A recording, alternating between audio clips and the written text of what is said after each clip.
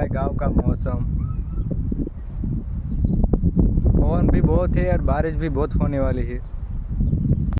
10 second के बाद देखो।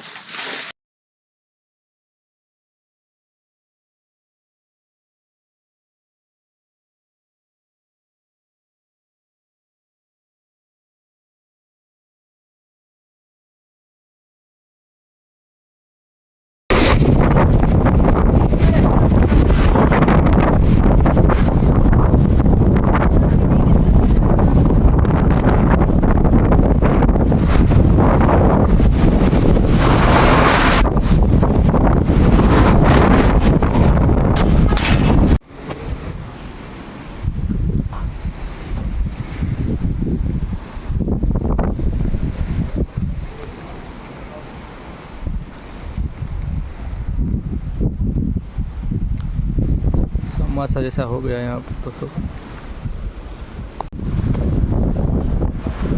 29 ત્રીજો મહિનો, વાવાઝોડું, વરસાદ, વીજળી, બહુ વરસાદ છે ભાઈ બોટાદ જિલ્લામાં।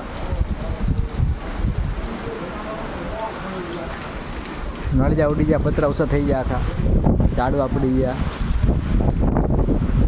વરસાદ સાથે પવનની રફાર।